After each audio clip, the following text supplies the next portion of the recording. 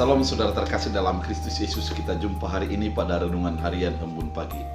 Sebelum kita mendengarkan firman Tuhan untuk kita renungkan menjadi bahagian hidup kita sepanjang hari ini, kita bersatu dalam doa. Damai sejahtera Allah yang melampaui segala akal dan pikiran, itulah yang melihara hati dan pikiran dalam Kristus Yesus Tuhan. Amin. Saudara terkasih, firman Tuhan untuk kita dari 2 Korintus 1 ayat 20. Dalam bahasa Batak Angkola dikatakan, ake marhite-hite ia madung didok debata olo taringot tusude nadung ni janjionia haran ima umbayan natad mantardok hita amen tu debata harani Yesus Kristus aso dipasangap ma debata. Dalam bahasa Indonesia, sebab Kristus adalah ya bagi semua janji Allah, itulah sebabnya oleh Dia kita mengatakan amin untuk memuliakan Allah. Demikian firman Tuhan. Saudara terkasih dalam Kristus Yesus, kalau kita mengingat Yesus adalah sebagai penggenapan janji Allah, itulah yang dikatakan oleh firman Tuhan kali ini.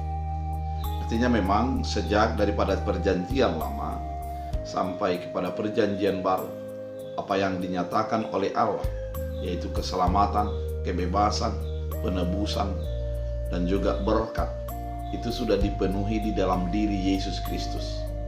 Karena Yesus adalah sebagai imam yang memberkati umat. Yesus adalah penyampai firman sebagai nabi.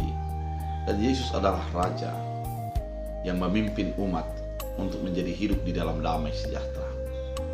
Segala janji Allah sudah digenapi di dalam Kristus Yesus, sehingga melalui Kristus Yesus, kegenapan itu, kita menjadi beroleh keselamatan, kita beroleh kebebasan, kita beroleh kasih karunia dan berkat.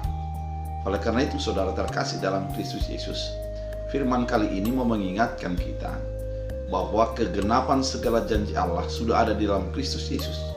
Dan kegenapan itu akan menjadi sesuatu proses iman, sehingga kita berdoa di dalam Kristus Yesus dan mengamini apa yang dinyatakan oleh Allah. Artinya, firman ini mau mengatakan kepenuhan segala janji Allah, kepenuhan segala firman Allah sudah dinyatakan di dalam Kristus Yesus. Dan oleh karena itu, ketika orang beriman mengimani segala sesuatu, dia akan melihat Kristus Yesus di dalam keberimanannya. Artinya, kita akan menjadi melihat Yesus sebagai sesuatu yang sudah diberikan Allah untuk menyatakan kehendak Allah. Dan oleh karena itu, ketika kita berdoa di dalam nama Yesus, kita mengamini dan mengimani bahwa Yesus akan menggenapi apa yang kita ingini dan kita minta di dalam iman untuk terjadi dalam hidup kita, karena Allah akan menggenapinya melalui Kristus Yesus. Saudara terkasih dalam Kristus Yesus, proses keberimanan ini mau mengingatkan kita, mau meneguhkan kita untuk melihat Yesus sebagai penggenapan janji Allah, melihat Yesus sebagai Allah yang sudah memberikan keselamatan, memimpin dan memberkati kita. Oleh karena itu, saudara terkasih di dalam Kristus Yesus, ketika Paulus menuliskan ini, berharap agar orang-orang Korintus menjadi melihat Yesus Kristus sebagai patokan dan batu penjuru dalam hidupnya. Demikianlah kehidupan kita sebagai orang percaya.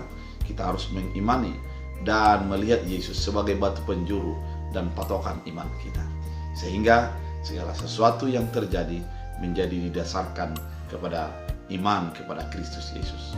Biarlah firman ini menguatkan, meneguhkan, dan mengarahkan hidup kita untuk selalu dekat dengan Allah.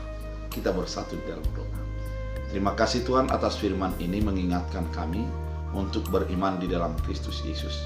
Dengan demikian kami menjadi hidup di dalam Yesus dan menghidupinya di dalam iman.